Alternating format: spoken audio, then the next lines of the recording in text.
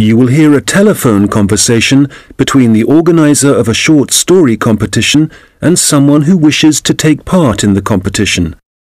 First, you have some time to look at questions 1 to 6.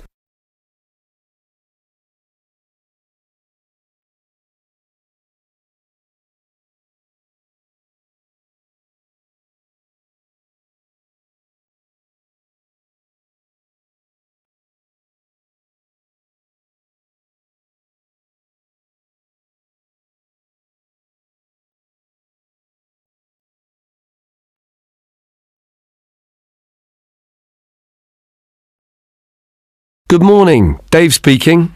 Oh, hi. I'm phoning about a short story competition. I saw an advert in a magazine and I was just calling to get some details. Yes, certainly. I'm the competition organizer, so I should be able to help. What kind of details are you looking for? Well, does it cost anything to enter? Yes, there's an entry fee of £5. Okay, that should be fine. It's a short story competition, so how many words is that? Well, we want to give people a reasonable amount of freedom, but the guidelines are around 3,000 words. Oh, that sounds quite a lot. Well, it's not as much as it used to be. We did have a limit of 5,000 words, but some people thought that was too many. So this year we've reduced it. Right. And does the story need to be about anything in particular? No, you can write about any topic you like. But the main point of the competition is that it has to have a surprise ending. Oh, I see. That sounds interesting. I don't think I've ever written a story like that before. Yes, it's something we've introduced for this year's competition. Right. I'm 18. Is there any age limit? Yes, you need to be 16 or over. So, if you're 18, that's fine. Great. So you have the competition once a year, is that right? Yes. We start advertising in January, and the competition takes up a lot of the year. We give people a few months to write their story, and then it takes quite a long time to judge all the entries and to announce the winners. I see. So when is the closing date for the competition? It's already April. I hope I'm not too late. No, you've still got plenty of time. You need to submit your entry by the 1st of August. After then, it will be too late. Although you can always enter next year's competition. Okay, good. So how do I enter? Well, we have a website, and the best way to enter is to complete the entry form online. We also have more details of the competition on the site. Shall I give you the web address? Yes, please. Okay, it's www.comp4ss.com, and that's the number 4, not the word 4. Okay, thanks. I've got that. So I can complete the entry form online, but how do I send the story? Do I print it out and send it to you? Well, you may want to print the story out so you can review it, but don't post it to us. When you've finished your story, you will need to email it to us. The email address is on the website I gave you. Okay, that's fine. Before you hear the rest of the conversation, you will have some time to look at the questions 7 to 10.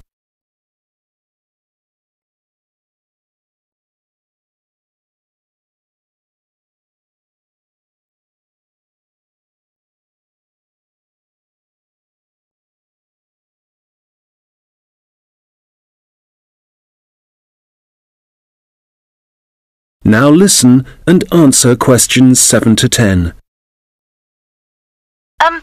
Can you tell me a bit about how the competition is judged and what the prizes are?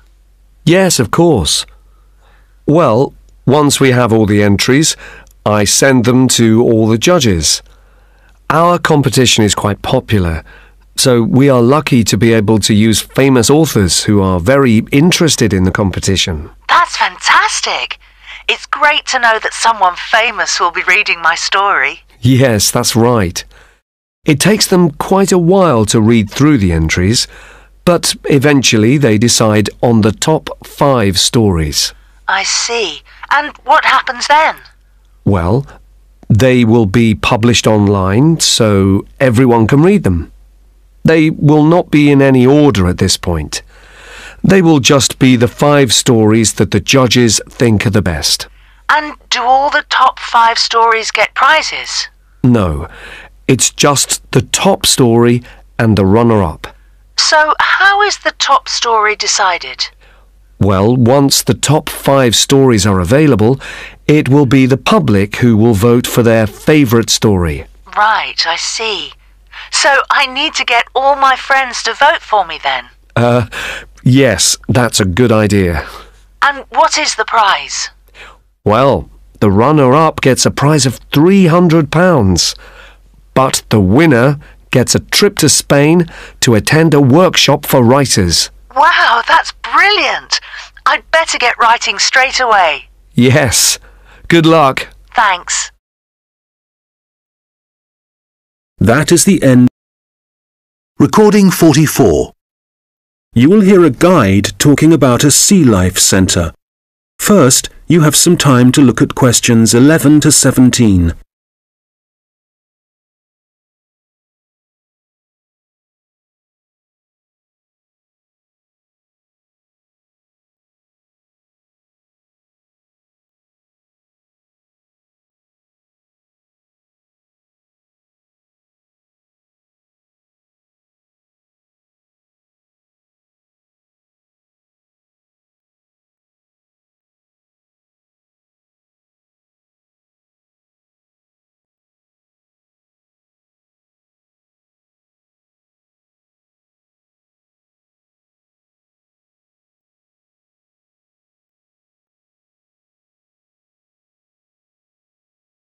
Okay, so hi everybody and welcome to the Sea Life Centre.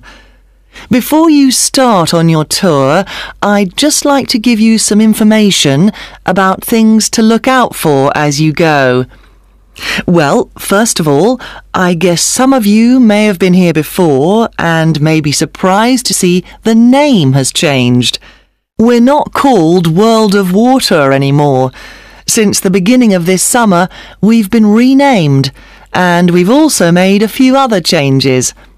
However, the main attractions like the aquarium, the crocodiles, the penguins and so on are still here.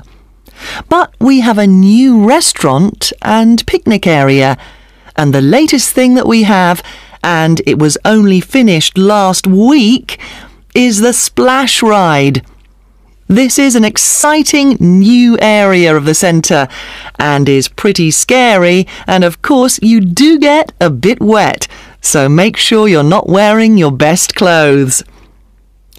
As I said, the main attractions are still here, and the most popular thing that everyone wants to see is feeding time, especially for the crocodiles and the seals.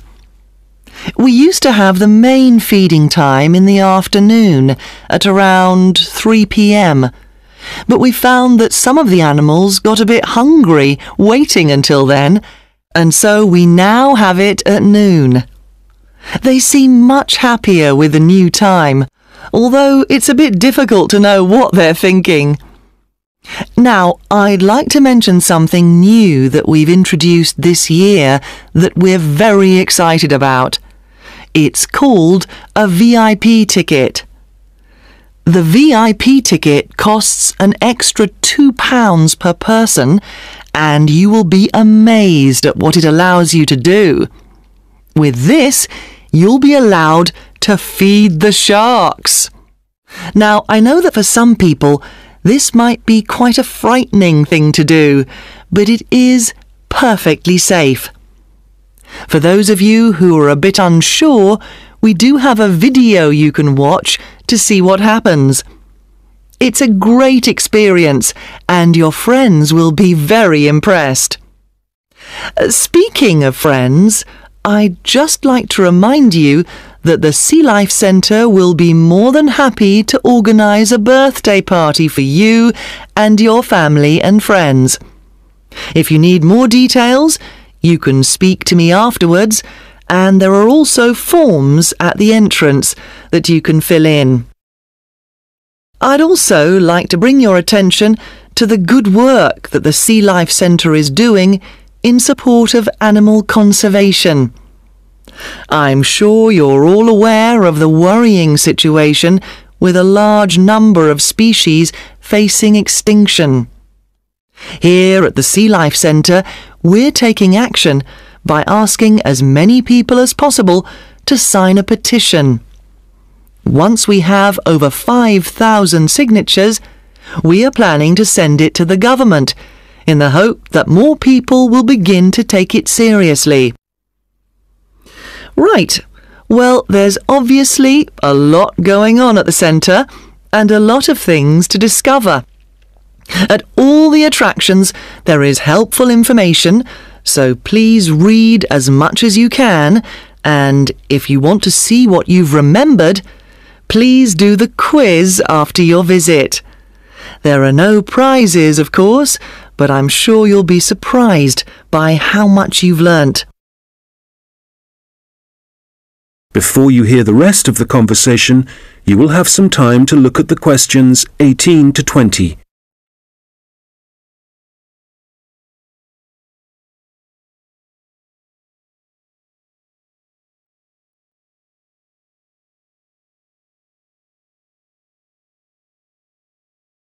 Now listen and answer questions 18 to 20.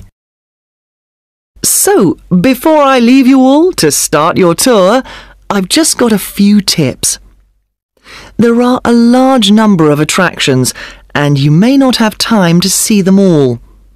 Of course, there are the old favourites like the aquarium and the crocodile cave, but if you don't have time to see everything, make sure you visit Turtle Town, which is beyond the aquarium and the seal centre. This is very special and has a large number of endangered species, and as it's at the far corner of the Sea Life Centre, it often gets overlooked. I also have to apologise for the Penguin Park. This has needed some urgent work to be done, and so will not be open for the next week. We're very sorry about this, but I'm sure you'll find the Seal Centre, which is directly opposite it, will keep you entertained just as much, if not more. We're also very busy today, as you may have noticed on your way in. Everyone starts here at the aquarium, but as it's so big, there's no waiting to get in. But today, we're expecting a lot of people to want to see the crocodile cave, as a couple of eggs have hatched out. So expect delays there and, if you like, move on to the Seal Centre first and then go back when things are quieter towards the end of the day. So, I'll leave you now, but if you have any questions, I won't be far away, and have a great time at the Sea Life Centre. That is the end. Recording 45. You will hear two students talking about their university studies. First, you have some time to look at questions 21 to 26.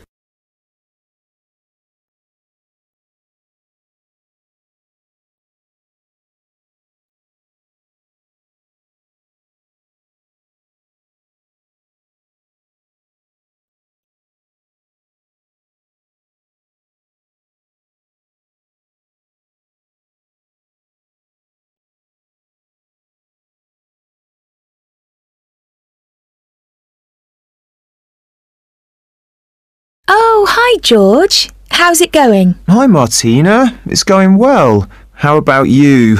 How's university life? Well, it's great. Apart from the studying, of course. Yeah, me too. What are you studying? I seem to remember that you were going to do art. That was your best subject, wasn't it? No, not really. I just liked the teacher. He was French and had an amazing accent.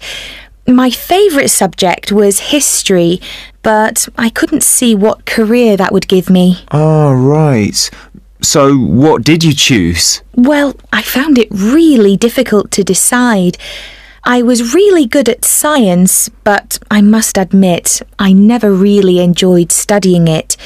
So, in the end, I decided to opt for English, which was my second favourite subject, and I thought it would be more useful to me than studying anything else. So, that's what I'm doing. How are you finding university? Well, it's a bit of a challenge, I suppose. Are you finding it difficult? Well, some of it. I'm doing mechanical engineering, which is really interesting, but it covers quite a lot of areas, like materials science, machine design, physics, and of course mechanics. And they're all fine. But it's maths that I'm struggling with. It's a lot harder than it was at school. I can believe it. It all sounds very difficult to me. But then I never was very good at mechanical things. I suppose it must involve some practical work. Well, not at the moment. Currently, it's nearly all theory, so it's a bit heavy going. I guess you need to start with that so that you can get a grasp of the concepts and learn a few facts before you start putting it into practice. It must be a lot different to the course that I'm taking. Yes, but in a few weeks we'll be having a lot more practical experience. In fact, I've got a great assignment this term working on jet engines, which means I'll be going on a few field trips to a nearby airport. Oh, that's great. It sounds like you're going to be very busy. Yes, I'm not sure how I'm going to cope with the work. We have a lot of lectures, and that's fine. The lecturers are very knowledgeable, and I learn a lot from them. But we also have a lot of seminars, and I find with so many people expressing their views, it can get quite frustrating. It would be better if we didn't have so many of those. Yes, it's the same for me.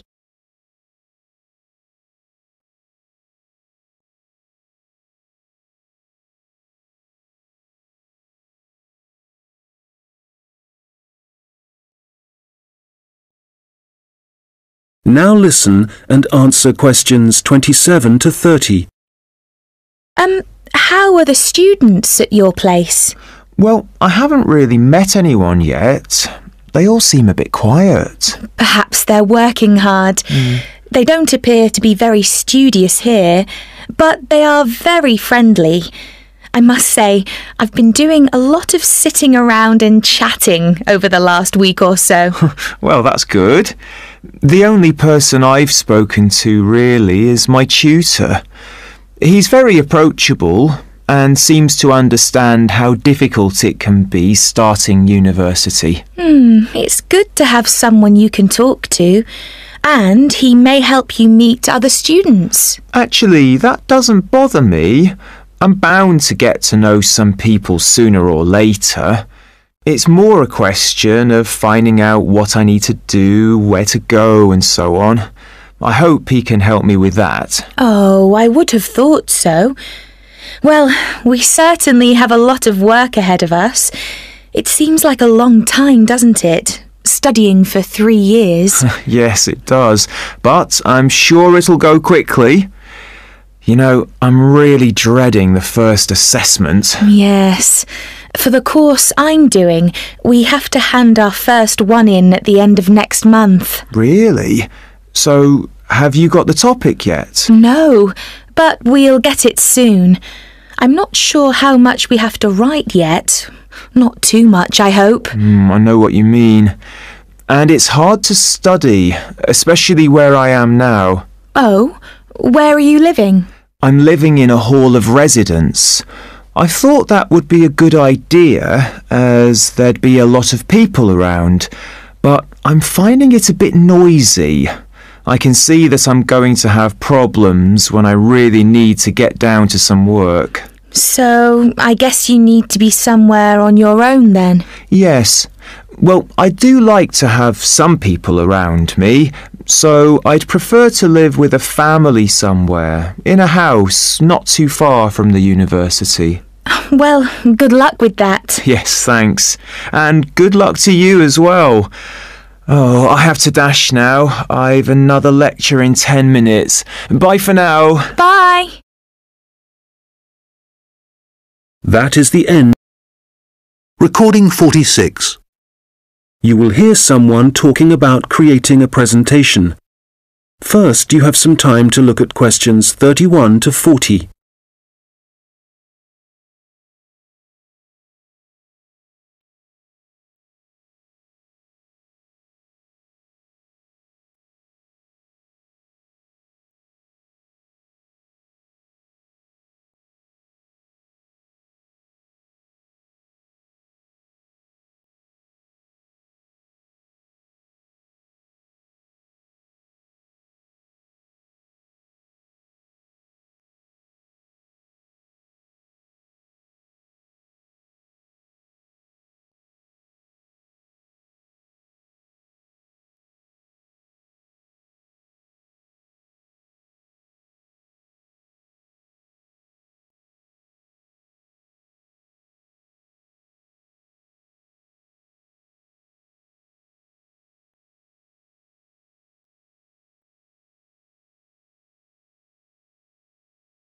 Now listen carefully and answer questions 31 to 40.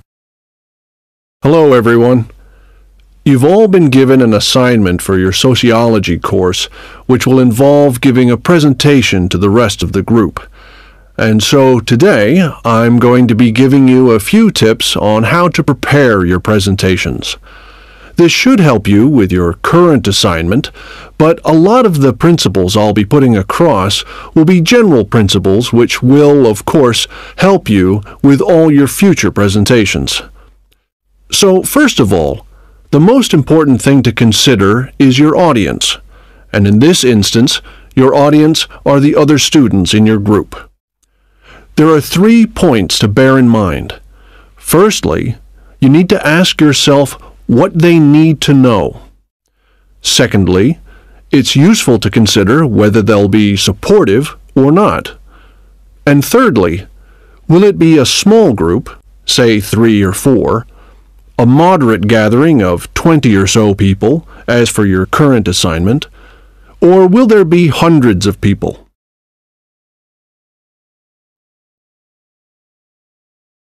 Having said all that, what I'm about to tell you will apply equally to any audience. So, how do you structure your presentation? Right at the beginning, you should tell them something that forces them to pay attention. This could be something surprising or even shocking, but it needs to be relevant. After that, you need a list of items or topics showing them what you'll be covering, rather like an agenda. And then the main part of the presentation will follow. This main part will be the detailed information you'll be presenting, and could include facts, statistics, personal experiences, etc. After this, you should summarize what you've presented and close with what I call next steps. For this assignment, you could simply point the group to other sociology reference material. In other cases, you may want to suggest some actions that people can take. Now, what about the design of the slides for your laptop? Well, the important thing here is to be consistent. You need to have the same type of font and use the same color and size for the same elements. For example, all headers need to look the same. All bullet points need to be presented in the same way. And don't just stick to words. Bring the presentation to life by adding graphics. These could be in several forms, such as pictures, flowcharts, diagrams, histograms, and so on. And so let's move on now to presenting. You have your presentation prepared, and you're ready to start, well, it's important to give a good impression from the start. So take 3 deep breaths, look at the audience, no matter how frightening they may be, and be enthusiastic and energetic. As you go through the presentation, remember to provide some variety in the way you speak. So, for example, you can talk fairly rapidly for information that may be familiar, but then slow down for more unfamiliar sections. And change your tone as you speak. Don't keep it at the same level all the way through. As I mentioned, look at your audience. A good tip is to pick people out and look at them for around 5 seconds. Not looking at the audience gives the impression that you're either not interested in them or terrified of them. Looking too long at one particular person may make them feel rather uncomfortable.